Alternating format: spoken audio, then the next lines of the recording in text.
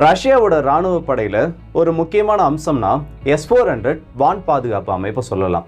ஆனா கடந்த ஒரு 24 மணி நேரத்துல உக்ரைன் செஞ்சிருக்கக்கூடிய முக்கியமான ஸ்ட்ரைக்ஸ்னால கிரீமியாவோட கடற்கரையை ஒட்டி இருக்கக்கூடிய 80% வரைக்கும் S-400 நெட்வொர்க்கை நாங்கள் நியூட்ரலைஸ் பண்ணிட்டோம்.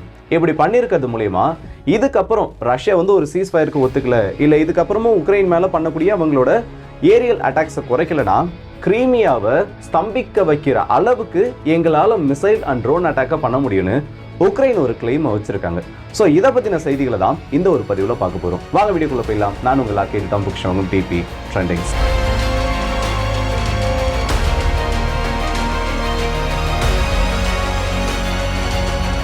S-400 டிஸ்ட்ரக்ஷன் இதை பற்றின செய்திகள் வரப்பெல்லாம் பெரும்பான்மையாக மக்கள் தப்பாக புரிஞ்சுக்கிறது, இல்லை அதை பற்றின செய்திகளை இந்த இடத்துல தவறாக சித்தரிக்கப்படுறது எப்படின்னா, கம்ப்ளீட்டான ஒரு யூனிட் அழிக்கப்பட்டிருக்கு, இல்லை S-400 சொல்கிறது அழிக்கப்பட்டுருச்சுன்ற செய்தி வெளியில் வரப்பவே மொத்தமாக அந்த யூனிட் டிஸ்ட்ராய் ஆகிடுச்சுன்ற மாதிரி செய்திகள் தான் வெளியில் வரும். இதே ஒரு நிலைமை தான் பேட்ரியாட்டாக இருந்தாலும் சரி, மற்ற வான் பாதுகாப்பு அமைப்புகளாக இருந்தாலும் சரி. ஆனால் ரியாலிட்டியில் அந்த அளவுக்கு ஒரு யூனிட்ன்றதை கம்ப்ளீட்டாக டிஸ்ட்ராய் பண்ண முடியாது.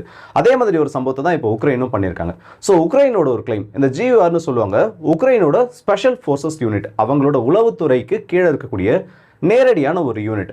இவங்க ரஷ்யாவோட S-400 ரேடார்ஸ், அதுலேயும் குறிப்பிட்டு சொல்லணும்னா இந்த 91N6E வேரியண்ட்ல இருக்கக்கூடிய பிக் பேர்ட் டார்கெட் அக்யூஷன் ரேடாரை இந்த இடத்துல டிஸ்ட்ராய் பண்ணியிருக்கதா சொல்லியிருக்காங்க. ஏன்னா S-400 காம்பனன்ட்ஸ்லேயே ரொம்பவும் முக்கியமான ஒன்று இந்த ரேடார். அப்படி இந்த அளவுக்கு முக்கியமாக சொல்கிற அளவுக்கு, இல்லை அந்த அளவுக்கு உக்ரைன் இதை பெருசாக போர்ட்ரேட் பண்ண அளவுக்கு இதனால என்ன ஒரு பயன்னு கேட்டிங்கன்னா, S-400 சொல்லக்கூடியது ஒரு வான் பாதுகாப்பு அமைப்பு.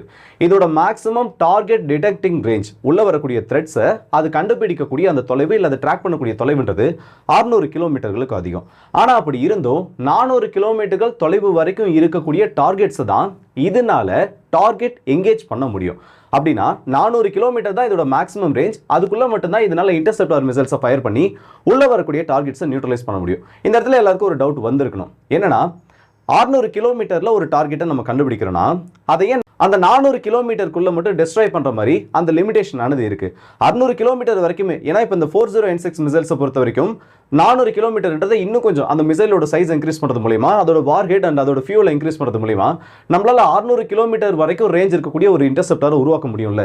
ஏன் இந்த மிஸ்மேட்ச் ஆனது இந்த இடத்துல ஏற்படுது? இந்த எல்லா கேள்விகளும் வந்திருக்கணும். அதுக்கான பதில் என்னன்னு பார்த்தோம்னா, இப்போ இந்த 400 கிலோமீட்டர்ல அந்த டார்கெட்டை லாக் பண்ணுது இல்லை, இதுக்கு கிரேவ் ஸ்டோன் ரேடார் பயன்படுத்துவாங்க. இல்லை அதுக்கு நிறைய ஃபயர் கண்ட்ரோல் ரேடார் அந்த டார்கெட்டை ட்ராக் பண்ணி அதை டார்கெட் லாக் பண்ற வரைக்கும் ரேடார்ஸ் ஆனது இருக்கு.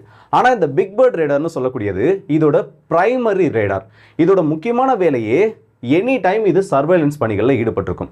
இது S-பேண்ட் ரேடார்ஸை யூஸ் பண்ணுறதுனால மல்டிபிள் ஃப்ரீக்வன்சிஸில் தொடர்ந்து, அதாவது கம்மியான நேரத்தில் கூட அதிகமான ஃப்ரீக்வன்சிஸை உள்ள அனுப்பி தொடர்ந்து அனுப்பிக்கிட்டே இருந்து 360 டிகிரிலையும் இதோட கவரேஜை கொடுக்கும். ஸோ இதோட முக்கியமான வேலை என்ன? உள்ள வரக்கூடிய டார்கெட்ஸை இந்த இடத்துல டார்கெட் வருதுன்றதை ஐடென்டிஃபை பண்ணுறது மட்டும்தான். அப்படி இருக்கப்போ இந்த S-பேண்ட் ரேடார்ல இந்த அளவுக்கு அதிக ஃப்ரீக்வன்சி உடைய வேவ்ஸ் இதை அனுப்புறதுனால இதனால டார்கெட்டை கண்டுபிடிச்சு சொல்ல முடியுமே தவிர அதை டார்கெட் லாக் பண்ணி அதை இன்புட்டா கொடுக்கக்கூடிய அளவுக்கு இந்த வேவ் லென்ஸ்ன்றது அந்த அளவுக்கு பவர்ஃபுல்லானது கிடையாது. ஸோ இதனால டார்கெட்டை கண்டுபிடிக்க முடியுமே தவிர அதை டார்கெட் லாக் ஆனது பண்ண முடியாது. இதுக்கு அடுத்தபடியா இருக்கக்கூடிய ரேடார்ஸ் தான் இந்த முக்கியமான வேலையை செய்யறது. இந்த டார்கெட்ஸ்ன்றது ஃபைண்ட் பண்ணப்பட்டதுக்கு அப்புறமா அதோட ட்ரேசஸ்ன்றது ரேடார்ல பதியும்.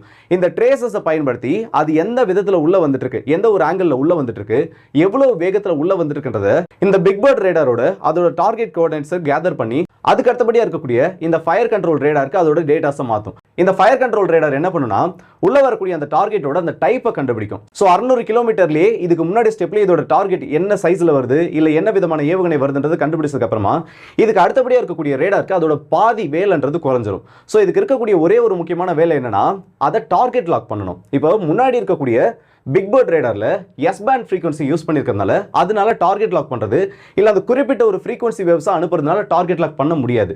இதுக்கு அடுத்தபடியா இருக்கக்கூடிய இந்த ரேடார்ஸ்ல X-பேண்ட் வேவ்ஸையும் S-பேண்ட் வேவ்ஸையும் மாத்தி சைமல்டேனியஸா அனுப்புறதுனால இதுக்கு அந்த மிசைலோட அந்த ரேடார் ப்ரொஃபைல்ன்றது கிடைக்கும். இந்த ஒரு ப்ராசஸை மையப்படுத்தி தான், ஏன்னா முன்ன இருக்கக்கூடிய அந்த ரேடார் கண்டுபிடிச்சதுக்கு அப்புறமா இவங்க இந்த ரெண்டு வேவ்ஸையும் மிக்ஸ் பண்ணி அனுப்புறதுனால இந்த இரண்டாவதா இருக்கக்கூடிய ஃபயர் கண்ட்ரோல் ரேடாருக்கு இது ஒரு ஈஸியஸ்ட் வேவா மாத்திரும். ஸோ ஃப்ரீக்வன்சி கம்மியாகவும் அதிக வேகத்துல கம்மியான டைம்ல இந்த இடத்துல ஃப்ரேம் பண்ணி அனுப்புறதுனால முதல்ல இருக்கக்கூடிய ரேடாருக்கு அந்த டார்கெட் லாக் பண்ற அந்த கெப்பாசிட்டின்றது இருக்காது. ஸோ நீங்க எந்த அளவுக்கு ஒரு பெரிய ரேடாரை வச்சாலும் ஒரு குறிப்பிட்ட ஃப்ரீக்வன்சி ஒரு குறிப்பிட்ட டிஸ்டன்ஸுக்கு மட்டும்தான் இந்த இடத்துல உங்களால் அந்த மிசைலை டார்கெட் லாக்ன்றது பண்ண முடியும்.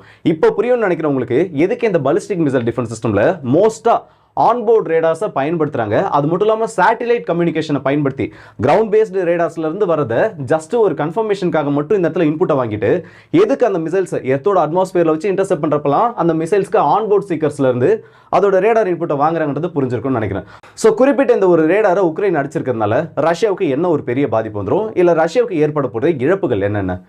ப்ராக்டிக்கலாக சொல்லணும்னா ரஷ்யா கிரீமியாவோட கோஸ்டில் அவங்களோட கண்களை உக்ரைன் இப்போ பிளைண்ட் பண்ணியிருக்காங்க.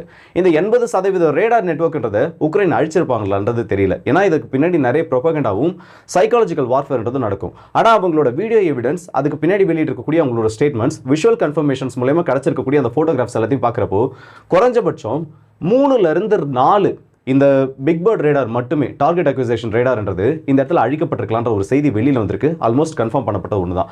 ஸோ இந்த மாதிரி ஒரு பெரிய இழப்பு ரஷ்யாவுக்கு ஏற்படுறப்போ ஒரு 4 S-400 டிவைஸை 4 யூனிட்ஸை ஒரு இடத்துல வச்சு ஒன்னோட ஒன்று மேட்ச் பண்ணி இன்டர் கனெக்ட் பண்ணி ஒரு ஷீல்டை கிரியேட் பண்ணி கிரீமியாவை இந்த இடத்துல பாதுகாத்துட்டு இருக்காங்கன்னா அது கிரீமியாவோட கடற்கரைகளுக்கான பாதுகாப்பு மட்டும் கிடையாது. இந்த இடத்துல ரஷ்யாவோட ஸ்பெஷல் மிலிட்டரி ஆபரேஷன் நடந்துட்டு இருக்கிற ஜோனுக்கும் அந்த S-400 அதோட கவரேஜை கொடுக்கும். இந்த பக்கம் பால்டிக் கடல் பகுதியிலும் நியூட்ரல் வாட்டர்ஸில் என்னென்ன விமானங்கள் வருது, இல்லை என்னென்ன விமானங்களோட அந்த நடமாட்டம் இருக்குன்றத ரஷ்யா கேப்சர் பண்ணுறதுக்கு அது ஒரு டூலாக இருக்கும். ஸோ இப்போ உக்ரைன் அடிச்சிருக்கிறது இந்த பக்கம் ரஷ்யாவோட அஃபென்சிவ் ஆபரேஷனையும் பாதிக்கும். இந்த பக்கம் ரஷ்யா அவங்களோட மானிட்டர் பண்ணுறதுக்கு யூஸ் பண்ணக்கூடிய அந்த ஒரு ஃபங்க்ஷனாலிட்டியும் பாதிக்கும். கிரீமியாவை பாதுகாக்கிறதையும் பெரும்பாலும் இந்த இடத்துல பாதிச்சிடும். இப்போ இதுக்கு அடுத்த கட்டமாக உக்ரைன் என்ன பண்ணுறதுக்கு ட்ரை பண்ணுவாங்க, இல்லை எப்படியெல்லாம் இந்த லூப் ஹோல்ஸை பயன்படுத்துறதுக்கு ட்ரை பண்ணுவாங்கன்னா சின்ன சின்ன ட்ரோன்ஸை அதிகமான எண்ணிக்கையில் ஸ்வாம் ட்ரோன்ஸ் கூட்டமாக உள்ள அனுப்பி மீதம் இருக்கக்கூடிய லான்ச்சர்ஸை இந்த இடத்துல டெஸ்ட்ராய் பண்ண ட்ரை பண்ணுவாங்க. ஏன்னா S-400ன்றது டேட்டா ஃபியூஷன் மூலமா மற்ற பிளாட்ஃபார்ம்ஸ் கூட சேர்ந்து ஒரு ஃபைட்டர் ஜெட்டோட ரேடார்லேருந்து வரக்கூடிய இன்புட்டை பயன்படுத்தி இந்த இடத்துல S-400 ஃபயர் பண்ணப்பட்டு அதன் மூலமா அதனால இயங்க முடியும். ஸோ அப்படி இருக்கப்போ இந்த லான்ச்சர்ஸை அடுத்தது நியூட்ரலைஸ் பண்ண ட்ரை பண்ணுவாங்க. இந்த இடத்துல S-400 இருந்து ஒரு பெரிய கேப்பை கிரியேட் பண்ணிருச்சு. ப்ராக்டிகலி அதோட ஐஸை பிளைண்ட் பண்ணிட்டாங்க. இதுக்கு அடுத்தமா அந்த லான்ச்சர்ஸ்ன்றது நியூட்ரலைஸ் பண்ணப்பட்டுச்சுன்னா உக்ரைனுக்கு அடுத்த கட்டமாக கிரீமியாவில் பண்ண போற வான் தாக்குதல்களுக்கு அவங்களோட ATACMS ஏவுகணைகளோ இல்லை மற்றபடி அவங்க கிட்ட இருக்கக்கூடிய சர்ஃபேஸ் டு சர்ஃபேஸ் மிசைல் இந்த மாதிரி என்ன விதமான ஏவுகணைகளை பயன்படுத்தினாலும் அது கிரீமியாவோட கடற்கரைகளை முன்ன தாக்குனதை விட இந்த இடத்துல எஃபிஷியண்டாக வந்து தாங்கும். இது உக்ரைனோட கிளைம். இதுக்கு ரஷ்யா என்ன ரெஸ்பான்ஸ் கொடுத்துருக்காங்க, இல்லை ரஷ்யா வந்து இதுக்கு ஏதாச்சும் கவுண்டர் அட்டாக் பண்ணியிருக்காங்களா? ஏன்னா 4 ரேடார்ஸ்ன்றதை ரஷ்யா ஒரே நாளில் லூஸ் பண்ணுறது ரொம்ப நாளைக்கு அப்புறம் இப்போ ஒரு பெரிய சம்பவமாக மாறி இருக்கு. அதுலேயும் S-400 ரேடார்ஸை உக்ரைனோட கிளைமின் படி அவங்க அந்த இடத்துல உண்மையிலே இழந்திருந்தாங்கன்னா அது ரஷ்யாவோட கிரீமியன் கோஸ்ட்டுக்கு ஒரு மிகப்பெரிய டிசாஸ்டரை கொண்டு வரும். இதுக்கு ரஷ்யா கிட்ட இருந்து அஃபிஷியல் கன்ஃபர்மேஷன்றது இப்போ வரைக்கும் எதுவும் வரல. கிரீமியாவில் உக்ரைனோட இந்த சீ ட்ரோன்ஸோட நடமாட்டமும் அவங்க கிரீமியாவோட கோஸ்ட்டுக்குள்ள இருந்தே லான்ச் பண்ணக்கூடிய அந்த ஸ்வாம் ட்ரோன்ஸோட ஆக்டிவிட்டின்றதும் இப்போ ரொம்பவே அதிகமாக ஆரம்பிச்சிருக்கு. ஸோ ரஷ்யா அந்த இடத்துல சுமி ரீஜனில் அவங்களோட அஃபென்சிவ் அதிகப்படுத்திட்டு இருக்கப்போ, ஏன்னா கடந்த சில நாட்கள் நம்ம ரஷ்யா பற்றின பெரும்பான்மையான செய்திகளை பார்க்கல. சுமி ரீஜனில் ஒரு 25% இடங்களில் அவங்களோட ஃப்ரெஷ்ஷான ஒரு அஃபென்சிவை ஸ்டார்ட் பண்ணியிருக்காங்க. ஸோ இப்போ கிரீமியான்றது 2014 ரஷ்யாவோட கண்ட்ரோலில் இருந்துட்டு இருக்கு. அந்த இடத்துல சுமியில் நீ ஸ்ட்ரைக் பண்ணுறப்போ இந்த இடத்துல உன்னோட பகுதியை நீ அனௌன்ஸ் பண்ணியிருக்கக்கூடிய கிரீமியாவை என்னால் இப்பயும் அட்டாக் பண்ண முடியுன்றதை உக்ரைன் தெளிவாக காமிச்சிட்டு இருக்காங்க. நல்ல ஒரு விஷயத்தை நீங்கள் கவனிச்சு பார்த்தீங்கன்னா தெரியும். இப்போ வரைக்கும் இந்த மாடர்ன் வார்ஃபேர்ன்றது ஒரு கட்டத்தை நோக்கி எவால்வ் ஆகிட்டு இருக்கு. நார்மலாக ஒரு ட்ரோனில் ஒரு ஷார்ட் கன்னை ஃபிக்ஸ் பண்ணி அதை ட்ரோனுக்கு எதிராக ஆன்டி ட்ரோன் சிஸ்டமாக பயன்படுத்துறது தொடங்கி இப்போ இந்த மாதிரி ஸ்வாம் ட்ரோன்ஸ் கூட்டத்தை அனுப்பி பாம்பர்ஸை டிஸ்ட்ராய் பண்ணுறது, அங்கே இருக்கக்கூடிய ஏர் பேசஸில் இருக்கக்கூடிய ஏர் டிஃபென்ஸ் சிஸ்டம் டிஸ்ட்ராய் பண்ணுறது சொல்லிட்டு எல்லாமே எவால்வ் ஆகிட்டு இருக்கு. போகிற போக்க பார்த்தா சின்ன சின்ன ஸ்டோன்ஸையும் ஸ்டிக்ஸையும் பயன்படுத்தி கூட இந்த மாதிரி ஏரியல் வார்ஃபேர் ஆனது இன்னும் அடுத்த கட்டத்து மாறிட்டே இருக்குன்னு சொல்லலாம். ஸோ எவ்வளோ பெரிய ஒரு ஏர் டிஃபென்ஸ் சிஸ்டமாக இருந்தாலும் நீங்கள் எத்தனை லட்சம் கோடி இல்லை எத்தனை 1000 கோடி போட்டு ஒரு ஏர் டிஃபென்ஸ் சிஸ்டம் வாங்கி வச்சிருந்தாலும் வெறும் $3000 $4000 விலை இருக்கக்கூடிய ஒரு ட்ரோன், சிம்பிளான ஒரு FPV ட்ரோன்ன்றது அதுக்கு தண்ணியை காட்டிட்டு இந்த இடத்துல அந்த பேட்டில் ஃபீல்டையே டெஸ்ட்ராய் பண்ணிட்டு போகுது. ஸோ இதுக்கு அடுத்தபடியாக வரப்போகிற பேட்டில் எல்லாத்தையும் இந்த ட்ரோன்களுக்கு எதிராக செயல்படக்கூடிய அந்த ஆன்டி ட்ரோன் சிஸ்டமும் பாயிண்ட் டிஃபென்ஸ் சிஸ்டம் சொல்லுவாங்கல்ல, ரஷ்யாவோட பன்சர் போன்ற ஏர் டிஃபென்ஸ் சிஸ்டம், அதுக்கான வேலைகள் இல்லை அதுக்கான அப்கிரேட்ஸ்ன்றது இந்த இடத்துல ரொம்பவே காத்துட்டுருக்குன்னு சொல்லலாம். ஆனால் இந்த அளவுக்கு பெரிய பேட்டிலையும் இந்த பன்சீர்ன்றது இப்போ வரைக்கும் அதுக்கான வேலையை செஞ்சுட்டு இருக்கு. மோஸ்டா இது வரைக்கும் பன்சீர் ஏர் டிஃபென்ஸ் சிஸ்டம் எந்த ஒரு இடத்துலையும் பெருசா டேமேஜ் பண்ணப்படுதாவோ டிஸ்ட்ராய் பண்ணப்படுதாவோ எந்த ஒரு செய்தியும் கிடையாது. ஸோ ரொம்ப நாள் கழிச்சு உக்ரைனுக்கு இப்போ ஒரு பெரிய வெற்றியானது கிடைச்சிருக்கு. அதை உக்ரைன் செலிப்ரேட்டும் பண்ண ஆரம்பிச்சிருக்காங்க. அண்ட் இந்த வீடியோ பற்றி உங்களோட கமெண்ட் செக்ஷன்ல சொல்லுங்க. அடுத்த வீடியோ இப்போ அது வரைக்கும் வந்து விடுறது உங்க எல்லாருக்கும்.